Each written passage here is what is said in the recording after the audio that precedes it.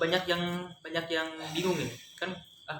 Misalnya saya mau belajar mau jurusan bahasa Arab nih katanya. Nanti pas sudah lulus dia ngapain itu? Jadi apa gitu? Ya kalau rata-rata tetap gitu aja kalau saya kan pendidikan. Ya nggak jauh jadi guru lah. Guru kan SPD, pendidikan. SPD juga ya? Ya SPD lagi. Maksudnya tetap kita secara misi dan visi dan misi dari pendidikan bahasa Arab itu sendiri dan terutama fakultas tarbiyah dan keguruan kan judulnya udah keguruan. Bagaimana mencetak guru yang kompeten di bidangnya. Lah guru biologi yang kompeten. Oke. Ya itu. Walaupun lah kalau misalnya lu memang nggak bisa jadi guru ya udah bahasa Arab bisa aja dikembangin jadi penerjemah atau nanti dikembangin lagi di bidang tafsir Al-Quran mungkin walaupun nanti ranah bahasanya juga beda lagi cabang bahasanya gitu kan tapi luas lah kita bisa memang nanti dari belajar pendidikan bahasa Arab dikembangin lagi bahasanya untuk nanti bisa ngobrol speaking takalam ya jadi tour guide atau jadi pengawal lagi pemandu kayak pembimbing haji banyak lah sebenarnya kalau bahasa itu bisa di gimana kita jadi biar nggak dikerucutkan gitu bahasa Arab pendidikan hanya sekedar jadi guru aja gitu. Sebenarnya guru tujuannya. Betul, tapi ruang lingkupnya tidak hanya itu doang gitu kan. Kalau kita lihat dari keguruannya, tapi kalau bahasa bisa kemana-mana. Tapi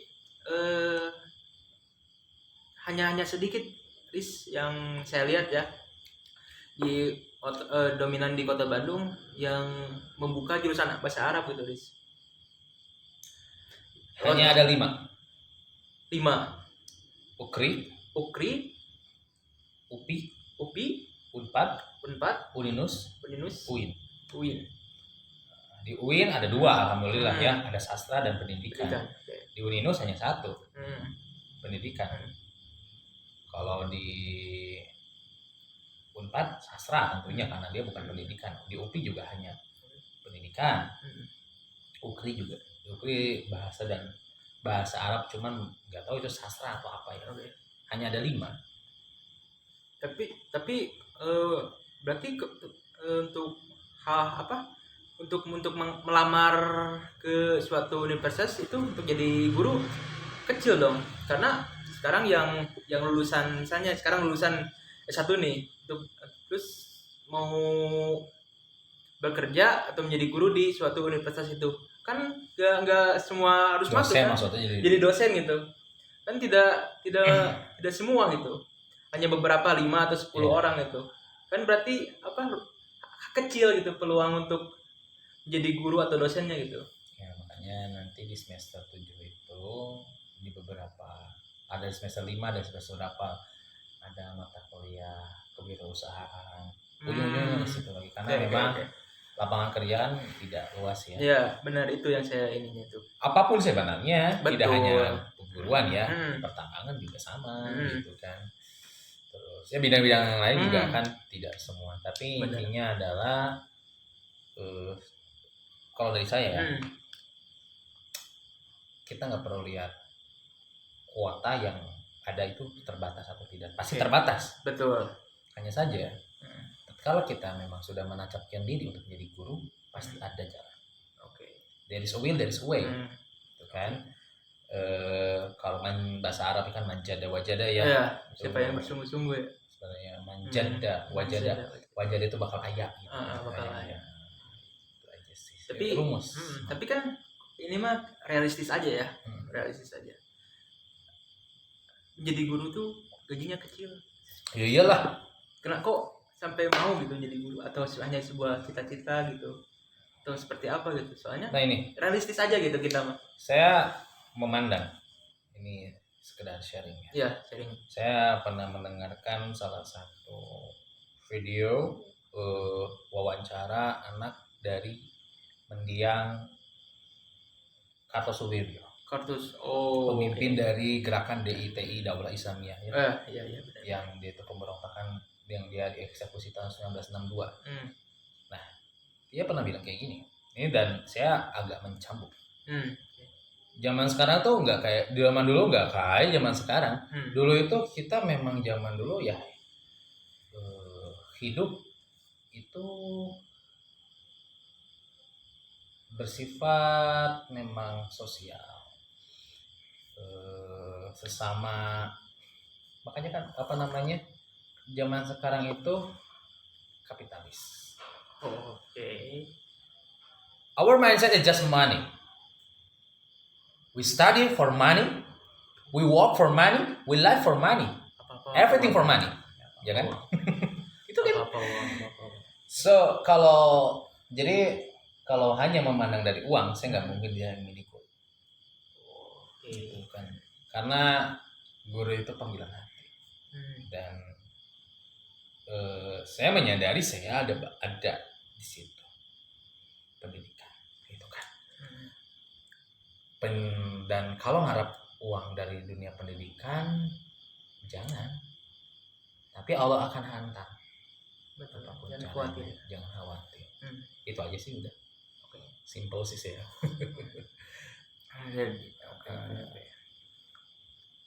Tapi saya lihat buku-buku antum, Riz, kebanyakan meranut ke sejarah. bukan ke bahasa Arab gitu saya lihat. Saya bingung kan, harus secara logika ya. Oh ini orang ini jurusan Arab, tapi kebanyakan bukunya sukanya historis itu, sejarah gitu. Yeah. Kok bisa gitu, Riz? Apa emang pembelajaran sampingan atau gimana, Riz? Gini, sebenarnya saya menginginkan awalnya ya. Ya. Sejarah itu menjadi suatu pendidikan utama. Bahkan kalau ada pendidikan sejarah, saya mau masuk pendidikan sejarah. Di UIN nggak ada. Sebenarnya kan gini, saya kan orientasi mau jadi guru. Saat itu di UIN nggak ada, ya udah saya yang paling dekat pendidikan bahasa Arab. Oke, terlepas. Nah, jujur, yang saya pelajari sejarah di sekolah itu tidak maksimal. Itu alasan kenapa saya membeli buku-buku tentang sejarah. Karena bagi saya sejarah itu adalah sesuatu yang asyik. Mindset Indonesia dan orang Indonesia kebanyakan saat ini saya tidak berbicara dulu saat ini pemuda saat ini banyak melupakan sejarah. Padahal saat seorang pemuda atau seorang manusia itu melupakan sejarah, maka dia akan melupakan jati dirinya sendiri. Dia berasal dari bangsa mana, otomatis contoh kita Indonesia, tapi kita lupa dengan sejarah kita, otomatis kita akan tergerus oleh suatu lingkungan yang ada saat itu. Kalau sosialis ya udah sosialis. Kebarat-baratan ya lo jadi agak orang-orang baratan gitu pemikirannya. Nah, bangsa ini punya suatu sejarah yang hebat, jati diri bangsa yang hebat. Dan saya sebagai muslim, agama saya juga punya jati diri yang kuat dan luar biasa.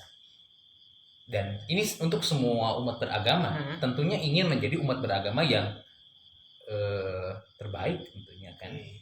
Karena memang kita sebagai warga negara yang berorientasi kepada nilai ketuhanan yang Maha Esa, dan itu termaktub ya dalam Pancasila. Betul. Dan itu artinya semua agama juga seperti itu kan ya.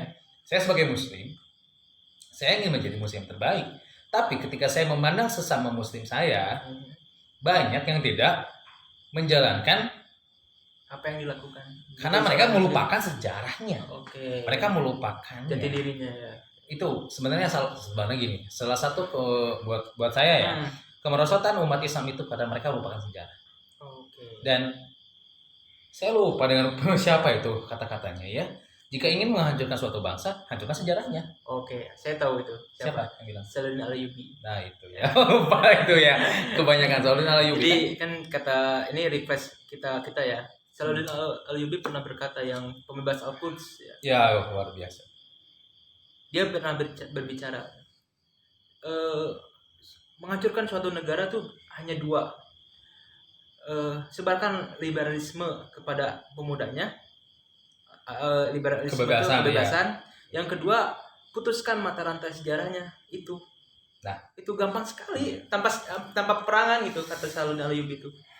Luar biasa kan? Iya. Dan itu alasan kenapa saya mau pakai sejarah. Karena memang entah kenapa sejarah yang saya pelajari juga berbanding terbalik dengan yang mungkin orang-orang di luar negeri sana. Saya lihat mereka senang dengan sejarah. Bagaimana museum itu ramai. Bagaimana film-film sejarah di Amerika banyak tuh. Betul. Dan bahkan nih saya orang-orang yang meneliti sejarah kita siapa? Belanda ya. Banyak ya, bukan kita. Orang Amerika datang. Sampai kenapa? Saya mohon maaf nih. Ya. Mereka tidak punya sejarah. Mohon maaf. Banyak yang tidak punya sejarah. Beberapa contohnya. Saya tanya, Belanda selain menjajah Indonesia, mereka punya sejarah apa? Amerika Serikat. Mereka terkotori dengan genosida kepada Indian. Bagaimana itu bisa punah Indian? Orang-orang Indian, orang-orang asli Amerika. Mereka tuh kan, ya maaf ya. Itu dia. Makanya mereka mencari sejarah. Gitu kan. Kita punya sejarah. Kenapa kita tidak ingin menerusi sejarah? Kita kalah dengan mereka yang tidak punya sejarah. Harusnya kita yang punya sejarah. Menerusi sejarah kita. Akhirnya apa? Muncullah suatu kepentingan. Kepentingan itu untuk mereka. Ini maaf ya, tapi ya bisa seperti itu akhirnya kan. Bisa saja sejarah itu bisa dipermainkan sesuai dengan kebutuhan suatu kepentingan. Jika kita tidak menjaga sejarah itu. Makanya kan gini, hadis itu kenapa kenapa Al-Quran diturunkan di Arab? Ada salah satu ini enggak? Kenapa Islam itu diturunkan di Arab? Pernah nggak ada terpikir seperti itu? Selain karena takdir itu, takdir itu memang takdir. Tapi apa yang menjadi orang Arab itu terbiasa menghafal. Dan mereka tuh menghafal tuh memang perkataannya tidak boleh ada yang salah. Dan mereka tuh nggak bisa nulis. Makanya Nabi Muhammad itu bukan dia itu bodoh. Mohon maaf kalau disebut ummi tidak bisa menulis karena memang budaya saat itu memang tidak bisa menulis. Tapi mereka hafalnya kuat sekali.